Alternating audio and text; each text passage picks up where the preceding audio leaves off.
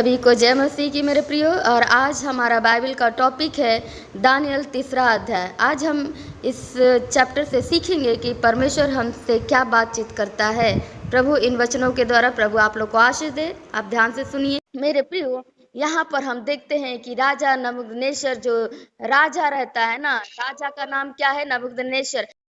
सोने की मूरत बनवाई जिसकी ऊंचाई क्या थी? 60 हाथ 6 हाथ की थी। और उसने उसका बाबुल के प्रांत में दूरा नामक ऊंचे स्थान में क्या किया था? खड़ा मैदान में खड़ा किया था मेरे प्रियो।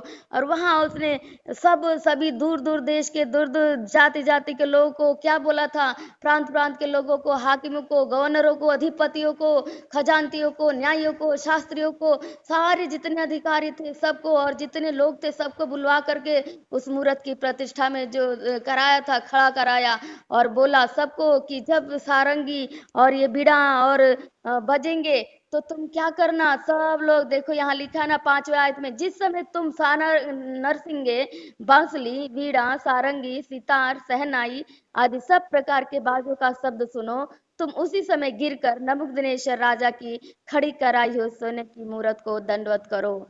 हालेलुया। यहाँ पे लिखा है कि जो सोने का मूरत बनवाया था राजा, उसको बोल रहा है दंडवत करने के लिए।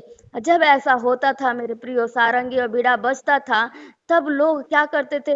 जहां भी रहते थे खड़े होकर गिर करके झुक करके दंडवत करते थे सोने की मूरत को। लेकिन उसी राज्य में प्रभु का 3 लोग रहते थे जिनका नाम क्या है? सदरक, मेशक, अबेदनगो। क्या था? सदरक, मेशक, अबेदनगो उसी में रहते थे। तो कुछ लोग जो राजा के मंत्री या राजा के जो लोग थे, चमचे थे, वो जा करके राजा के पास जाके क्या कह दिया कि हे राजा, तूने तो ये जो आज्ञा दी है कि जब भी बांसुरी, बीड़ा, सारंगी, सितार, सहनाई आदि सब प्रकार के बाजों का सब सुने, वो गिरकर सोने की मूरत को दंडवत करे। और जो कोई गिरकर दंडवत न करे, वो धधकते हुए भट्टे के बीच में डाल दिया जाएगा, है ना। तो देख, शद्रक, मेशक, अबेदनगो नामक कुछ यहूदी पुरुष है जिन्हें तूने बाबुल के प्रांत के कार्य के लिए ऊपर नियुक्त किया है। उन पुरुषों ने हे राजा तेरी आज्ञा की कुछ भी चिंता नहीं की। वे तेरे देवता की उपासना नहीं करते और जो सोने की मूरत उन्हें खड़ी कराई है उसको दंडवत नहीं करते। ये 12 आयत में लिखा है मेरे प्रियो। वो लोग जाके लगा देते हैं कि ये शद्रक, मेशक आपके मूरत को क्या नहीं कर रहे हैं? दंडवत नहीं कर रहे हैं मेरे प्रियो। जब राजा सुनता है तो तुरंत वो क्या करता है? क्रोध से झुंझला उठता है और शद्रक, मेशक को अपने राजमहल बुलवाता है। बुलवा करके उनसे पूछता है कि क्या बात है कि तुम मेरे खड़ी हुई मूरत, सोने की मूरत को दंडवत नहीं करते? क्या तुमको अपने जानबूझकर तुम ये करते हो? 14 आयत में लिखा है मेरे प्रियो।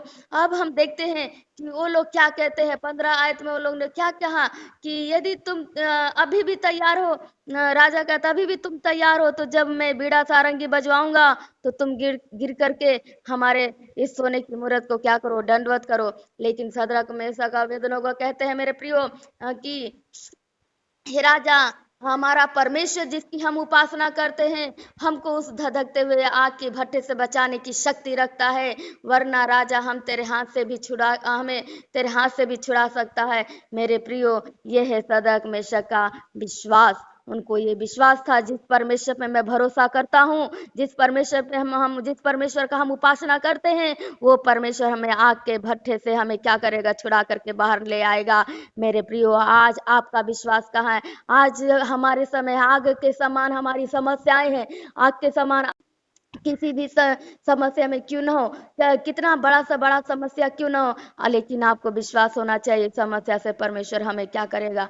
छुड़ा करके बाहर लाएगा। उनको ये विश्वास था कि आग के भट्टे से, जबकि राजा ने उसको 7 गुना और धधका दिया था कि जब वो ये सुना, गुस्सा हो गया कि ये मेरे मूरत को नहीं दंडवत कर रहे हैं, तो उसने क्या आज्ञा दे दिया था? हमने पढ़ा इसमें कि आज्ञा दिया कि तुम भट्टे को, और देखिए ये 19वीं आयत में लिखा है, और उसने आज्ञा दी कि भट्टे को 7 गुना और अधिक धधका दो। मेरे प्रियो, छोटा सा चिंगारी से हम जलते हैं तो हमें कितना जलन होता है ना। हम आग से दूर ही से हमको कितना जलन होता है। और उस समय इतना आग और 7 गुना और धधकवा दिया था। आप सोचिए कितना वो धधक रहा होगा। हम इसी में नीचे पड़ते हैं। जो लोग उनको डालने गए थे आग के अंदर, वो बाहर से ही झुलस के मर गए। तो आग के अंदर सदरक मेशक का क्या हाल होगा। हाँ, लेकिन उनको ये विश्वास था, हमारा परमेश्वर आग से बचाने वाला हमारा परमेश्वर है। मेरे प्रिय, उनकी जो विश्वास, उनका जो वो परमेश्वर पर भरोसा उनको उस आग से बचाता है। जब उनको आग में डाला जाता है तो हमने पढ़ा कि उनकी भी, उन लोग तो 3 लोग थे, लेकिन राजा क्या देखता है, सब लोग क्या देखते हैं कि उस आग के बीच में चौथा मनुष्य भी टहल रहा है। और राजा खुद कहता है, ये चौथा मनुष्य कैसा दिख रहा है, ईश्वर के पुत्र के समान दिख रहा है। और यहाँ पे देखिए 25वां आयत में आकर, आपके पास बाइबल है मेरे प्रियो तो मिला सकते हैं, यहाँ लिख रहा है, और उनको कुछ भी हानि नहीं पहुंची। ये वो चौथे पुरुष का स्वरूप ईश्वर के पुत्र के सदृश है। आमीन। वो लोग कहते हैं हमने तो 3 को डाला, वहां तो 4 दिख रहे हैं। तब राजा उनको आग, जहां आग के दरवाजे के पास जाता है और कहता, हे सदरक से, हे सदरक और मेशक अबेदनगो, और क्या करो, तुम बाहर आओ, तुम्हारा वो परमेश्वर क्या है, सबसे ऊंचा है।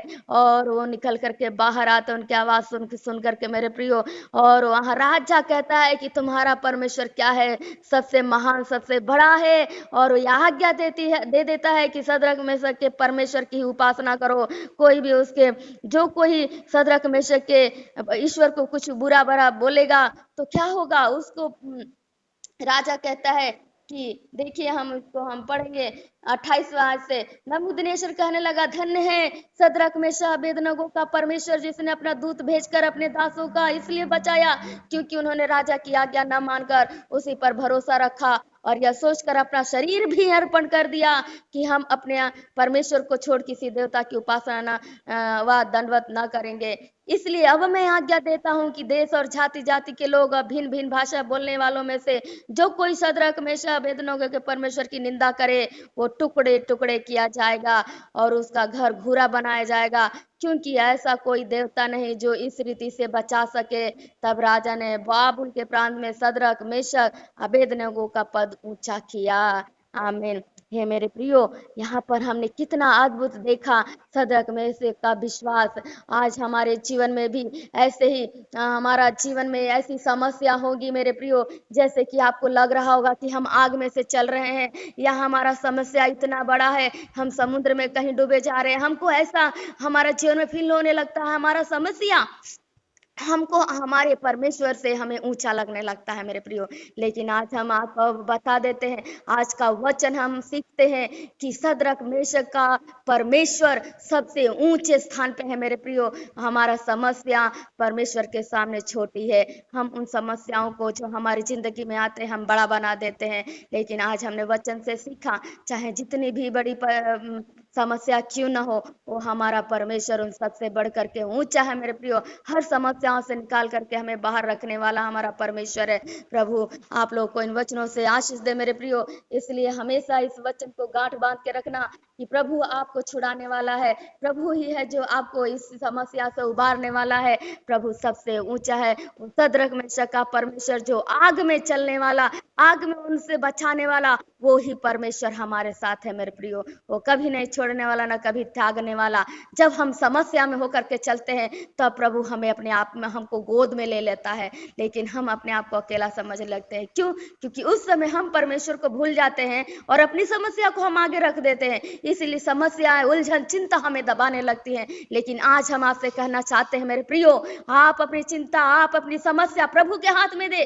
प्रभु के सामने हर एक समस्या, हर एक दुख, हर एक बीमारी छोटी है मेरे प्रियो। हमारा प्रभु इन सबसे बढ़ करके है। वो हमें ताकत रखता है। सदरक में से एक बात और कहते हैं जो मेरे हृदय को टच करता है। वो कहते हैं, हे राजा तू सुन ले, हमारा परमेश्वर आग से बचाने वाला है। वो शक्ति और सामर्थ रखता है हमें वो आग से बचाने की।